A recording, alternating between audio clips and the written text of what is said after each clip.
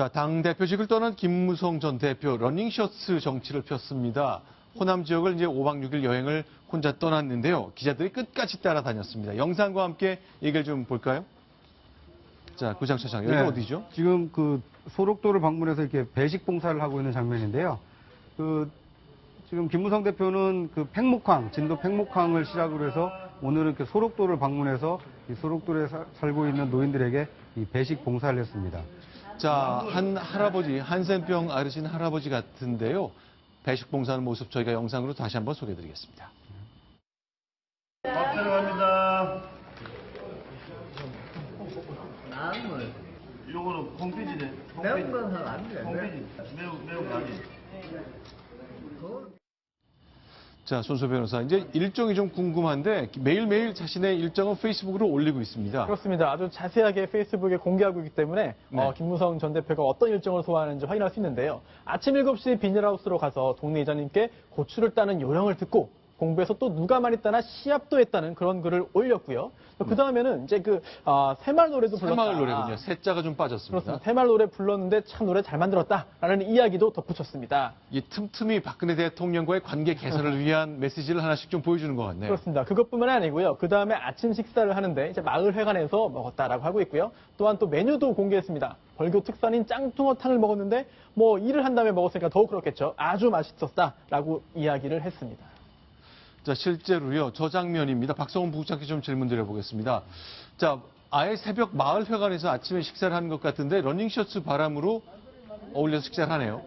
예, 저 비닐하우스에서 이제 그 고추 따는 네. 이 활동을 같이 하고 나서 땀 흘린 그 상태에서 이렇게 러닝셔츠 바람으로 아침 식사를 같이 나눴는데 네. 그렇게 함으로써 자신을 감추지 않고 그대로 농민들 또 이렇게 어민들 앞으로 만날 이런 국민들과 함께 네. 그야말로 겸손한 경청이라고 본인이 스스로 명명한 이런 얘기대로 어떤 그 얘기를 듣는 이런 형태를 통해서 앞으로 대권 행보가 어떤 철저히 민심의 바탕을 둔 이러한 도전이 될 것이다. 이런 하나의 이제 시작으로 앞으로 저렇게 스킨십을 계속 확대해 나간다는 이런 계획이 있는 것 같습니다. 원래 저 장면 보면요. 저렇게 이제 농촌에서 마을회관에서 모여서 식사할 때는 보통 뭐 우통 벗고 저고리 러닝셔츠 바람으로 식사하는 분들이 꽤 있는데 김무성 대표가 와서 그런지 모두들 다 차려입으셨고 오히려 김무성 대표만 벗으셨습니다. 전부 다 차려입었는데 김 대표만 이렇게 의지를 보인 이런 장면 같습니다. 네. 자, 이번엔 시장 간 장면 한번 여러분과 같이 보겠습니다. 저희 동아일보의 강경석 기자가 현장에서 휴대전화로 직접 취재한 내용인데요. 자, 과연 바지가게 사장님하고는 어떤 대화를 나눌까요? 역시 살펴보겠습니다. 이거 지금 어떻게 하나 받을까? 딱 만원이네 그러면. 자, 이거 바로 가만히 보세요. 이거 북한산이래, 북한산. 이게 북한에서 여기까지 왔대. 자, 박성훈 부국장께 이제 정치부 기자 생활을 오래 하셨으니까 저런 대화를 하는데 좀 어울리는 분이 있고 좀 어색한 분이 있잖아요. 근데 번번이 제가 느끼지만 김무성 대표가 저런 건 연기다 싶을 정도로 굉장히 녹아드는 느낌이 좀 있네요. 김무성 대표는 저것이 연기가 아니라 실제로 본인의 어떤 본인의 평소 직업처럼 느껴질 정도로 사실 굉장히 소통에 능한 것이 네.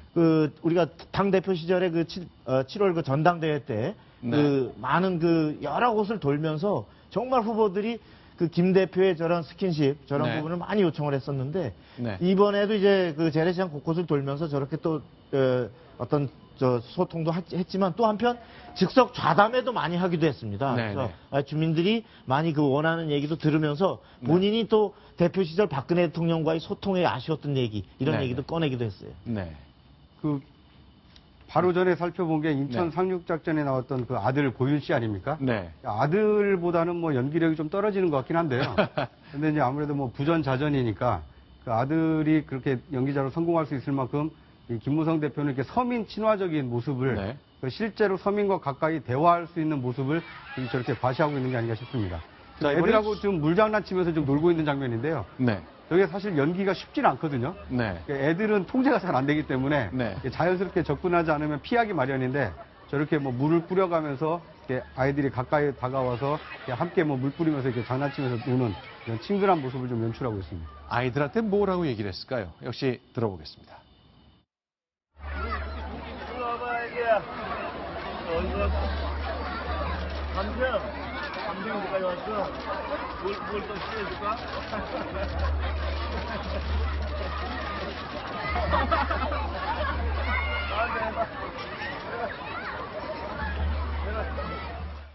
철저히 이제 김무성 대표는 네. 이른바 맞춤형 소통에 굉장히 네. 능한데 지금 아이들한테는 물 뿌리기를 가장 좋아하고 재밌어 한다는 네. 그런 차원에서 먼저 뿌리고 또 네. 자기도 뿌림을 당하는 네. 이런 장면을 연출했고 아까 잠깐 지나갔습니다만 실제로 벌교에서는 네. 그 현지 그 주민이 그 앞으로 나라를 잘 이끌어 달라라고 이렇게 얘기를 하니까 김무성 대표가 웃으면서 네. 아, 맡겨줘야 하지라고 저게 본심인 거죠? 그렇습니다. 바로 앞으로 이제 잠재적 대권 주자임을 다 뭐 지금 주민들도 국민들도 알고 있으니까 네. 벌교 주민이 앞으로 말하자면 대통령이 되시면 나라를 좀 잘 이끌어 달라 이런 취지로 얘기를 하니까 네. 김무성 대표는 그에 대해서 웃으면서 특유의 그 너털 웃음으로 아 맡겨줘야 하지라는 혼잣말 하듯이 이렇게 예, 받으면서 사실은 앞으로 잘 좀 지지해 달라 이런 청구 취지의 얘기를 한 것 같습니다.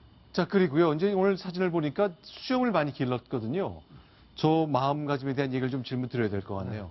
결심을 한 건가요? 어떤 뜻인가요? 그러니까 이 정치인이 수염을 기르는 것은요, 인간적인 매력을 최대치로 발산하고 싶을 때 이 수염을 기르는 것 같습니다. 네. 왜냐하면 일반적으로는 뭐 문재인 대표 같은 경우는 지금 그 네팔에 히말라야 갈 때. 트레킹 가서 지금 저렇게 하얗게 수염을 기른 모습이고요. 네. 또 과거에 박원순 서울시장의 경우에는 이 서울시장 출마하기 전에 네. 지금 나오는 모습은 이주영 그 당시 해양수산부 장관이 이 세월호 사건을 그 수습하면서 네. 수염을 깎지 않고 이 전력 투구를 하고 있다 이런 모습을 보여주는 모습이고요. 네. 지금은 박원순 서울시장이 당시 이 안철수 이 의원으로부터 이 서울시장 후보를 이렇게 양보받을 때 네. 백두대간 종주를 마치고 와서 이제 이 기자회견하는 모습인데요.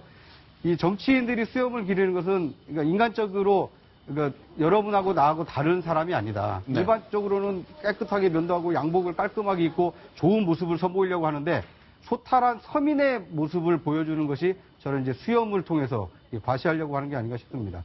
그러니까 나는 여러분과 다른 사람이 아닙니다라는 것을 저는 수염 하나로도 좀 보여줄 수 있는 것이죠.